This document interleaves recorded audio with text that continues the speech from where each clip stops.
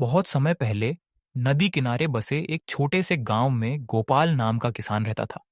उसका घर बड़ा था, जिसमें बूढ़े पिता, पत्नी रमा और दो छोटे बच्चे रहते थे। देखने में उनका परिवार सबको सुखी और आदर्श लगता, पर धीरे धीरे घर की दीवारों में अनकही दरारें पड़ने लगी।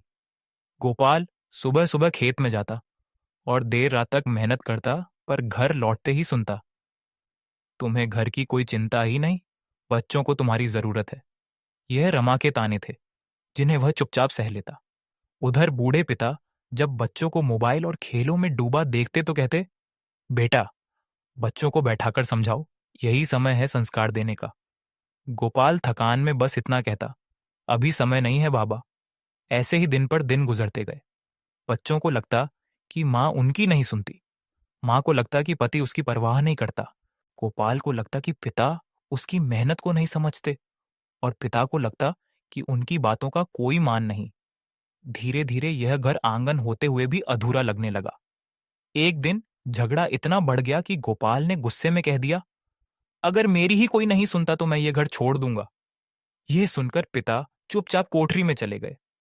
रमा बर्तन पटकते हुए रोने लगी और बच्चे सहमकर कोने में बैठ गए।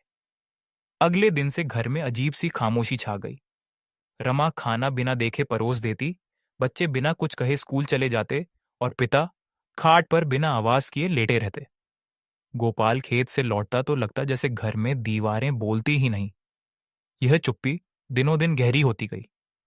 रमा बीमार रहने लगी, बच्चे पढ़ाई में पिछड़ने लगे, खेत का काम भी बिगड़ने लगा। गांव वाले कहते, कभी ये घर कितना हंसता खेलता था, अब तो जैसे उजड़ गया हो। एक दिन गांव में हलचल मच गई। खबर आई कि गोपाल का छोटा बेटा कुएं में गिर गया है। पूरा गांव दौड़ा। गोपाल हांफता हुआ पहुंचा और देखा कि गांव वालों ने मिलकर बेटे को बाहर निकाल लिया है। बेटा सुरक्षित था, पर उसका चेहरा पीला पड़ा हुआ था। उसने कांपती आवाज में कहा, पापा, अगर मैं डूब जाता तो शायद कोई रोता भी नहीं। इस घर में तो कोई किसी की सुनता ही नहीं। यह सुनते ही वहां सन्नाटा छा गया। गोपाल के आंसू रुक न सके। उसने बेटे को कसकर गले से लगा लिया। रमा वहीं ढहकर फूट फूट कर रो पड़ी, और बूढ़े पिता ने कांपते हाथ से बेटे के सिर पर हाथ रखते हुए कहा, बेटा, याद रखो, घर सिर्फ दीवार और छत से नहीं बनता।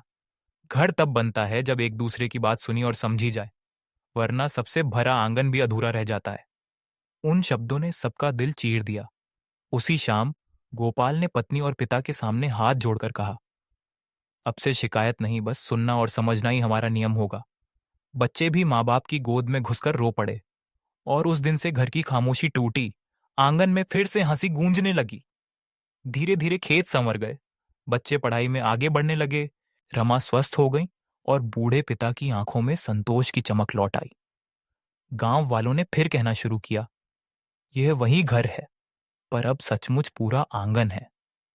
इस कहानी पर कम से कम एक लाइक तो बनता है।